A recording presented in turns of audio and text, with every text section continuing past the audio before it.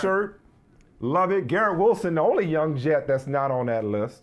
But let's stay with the Jets, though, man, because loved the first episode of Hard Knocks. Found myself, like, just enjoying the characters' company, if that makes sense. You know what I mean? It was like, I like this team. I can get behind this team. How are you feeling, not just how the Jets look on paper, not just what you know about the Jets from the people you talk to, but watching them from an access perspective with HBO's Hard Knocks? Like, how are you feeling about the Jets' ability to meet, if not potentially exceed, some of the hype? Well, it's great to see you guys, and always good when we jump right back into the darlings in New York right now. Listen, the baseball's not pretty. The Jets are on Hard Knocks, and you're right. There is such a fine line here because this was a team that did not make the playoffs last year. They've really struggled. They have the longest playoff drought in all of the professional sports right now, tied with the Sabres of the main four sports. So it's weird that we're now accelerating the conversation, but that's what happens when Aaron Rodgers is in town, and it feels like there is a window. People get obsessed with that term, but it's true. When a guy is approaching 40 years old at the quarterback position, he came to the Jets to win. He basically, I'm sure the destinations for Rodgers weren't going to be this long list, but we saw him come out and explicitly say, listen, I want to play for the New York Jets. That's my intention. So I think there's a lot to unpack here. Number one, they have a very deep pass rush group, and it comes out in waves. They've had a lot of first-round picks in that group. We saw Quinnen Williams, one of them right there. They have Carl Lawson on a big free agent deal, but they've also drafted a lot of talent over the years that they think they need those guys to compete in the AFC against the Lamar Jacksons, Patrick Mahomes, Joe Burrows of the world. I mean, the amount of star quarterbacks in the AFC is really where it starts for the Jets. So do I think this is a Super Bowl team? I think that's become a little bit exaggerated. They have a lot to prove. They need an offensive line to stay healthy and gel. They need Rodgers to, it's crazy to say bounce back, but it wasn't his best year last year. They need a lot of young players to continue growing, and I think they will. But do I think they're going to be a really tough out and one of the most competitive teams in the AFC with what they have now at the quarterback position, paired with that young defense and playmakers? Absolutely. Michael, I'm seeing iron sharpening iron in New York. How you feeling the Jets? That offense, that defense. Well, I'm not sure I'm feeling the Jets, but when you say iron sharpening iron, it kind of leads to the question I have for Connor, and that is, this is going to sound strange, but their starting quarterback is 39 years old, I believe, and Rodgers, and we know what he is. We know about his Hall of Fame talent and all that.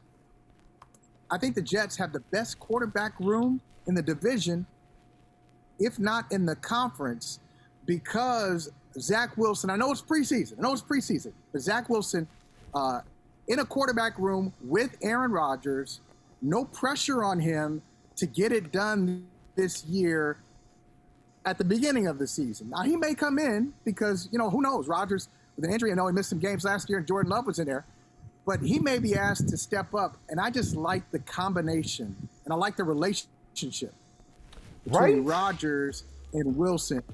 And Rodgers started like that before he even got to the Jets. Yeah, I like how they're vibing. I think if you could salvage Zach Wilson, this was the best possible situation for him, right? He has a long road ahead of him. He's already begun to take baby steps. We've seen him look a little bit more calm and composed behind the scenes when you get to see, obviously, Hard Knocks and a lot of access footage. And then also throughout the preseason so far, where baby steps, right? It's the preseason. You never want to overreact. But the relationship with Rodgers, this is the quarterback that he idolized growing up. You could see that he wants to play like him.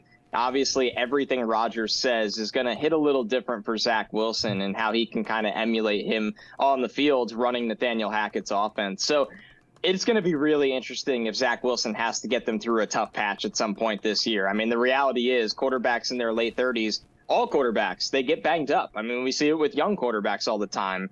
We see Joe Burrow, is he going to be ready for week one? Jalen Hurts missed some time last year. Lamar Jackson missed some time. And Justin Herbert got, sawed in half at one point with the rib injury. It just happens to these guys. So I think this is a way bigger story than anyone's made it out to be. It's fun right now to talk about the Jets defense is awesome. They're loaded with young talent. Rodgers is here. The mood is really just immaculate right now. But Zach Wilson being the number two, them passing on that veteran market in a year where they pushed all their chips to the table, this preseason and how he performs and how he reacts to everything is massive. Well, but I wanted to, Michael, it's crazy how we're watching something from afar, not talking about it, but seeing the same thing, and that's that relationship between Rodgers and Wilson that we're talking about, because I want to extrapolate it to look across the league, and it's just like, okay, Wilson was the number 2 pick and looked like, everybody wanted the Jets to get rid of him. They said no. I think, what was it? Robert Saleh talked about instant coffee society last year. It's like, no, we're going to develop this kid. We're not giving up on him yet. Then you see Trey Lance, who has just had the worst luck of anybody. Maybe he can't play, but he certainly hasn't had a real opportunity to develop in this day and age that we live in. So I look at Trey Lance's struggles in San Francisco. I look at Zach Wilson, and I think about how development of quarterbacks, guys, as y'all know, is just not linear. Because then you look at the rookie quarterbacks that played this weekend. We didn't see a whole lot from them. Bryce Young didn't play a whole lot, took a bunch of hits. Anthony Richardson threw a pick. C.J. Stroud, your man, Michael Holley, he threw a pick. It's like, I don't know, patience is out the window with a lot of these guys, but I love what's happening with Zach Wilson because it's just an example of like, you know what? Sometimes it's not straight and narrow. Ask Geno Smith, going back to the Jets. It's not straight and narrow for all these quarterbacks. They rarely, if ever, hit the ground running. Was spoiled by the Burrows and the Herberts and so on and so forth. Hell, Trevor Lawrence looked like he looked terrible under Urban Meyer a year ago. Right, Michael? Lawrence, or 2 right. years ago? Yep, Trevor Lawrence. Perfect example. But yeah, I like it. I like what the teams are doing now. See, I think the difference, you mentioned Trevor Lawrence, and I want to get your take on this, Connor, real quick. Michael, you mentioned Trevor Lawrence. He had Urban Meyer. Urban Meyer was not patient with him, but Doug Peterson was and is and got the results from Lawrence last year. I like what Frank Reich is saying about Bryce Young. I like what they're saying about C.J. Stroud. I like Anthony Richardson in Indianapolis. They started from day one saying it's going to be a struggle, but we that's a part of the process. He needs to do it. Right. I guess the question is, who's more impatient? Is it the fans or is it the coaching staffs? The fans? In general, who's more impatient? Connor, it's the fans, and it's the owner that be listening to the fans that won't give the coaching staff the leeway to develop these quarterbacks, right? Yeah, that's the big issue at hand, is that some of these quarterbacks, the organizations move heaven and earth to go get them, like Trey Lance, right? The amount they gave up to get him. And he's not the only one. This happens every single year.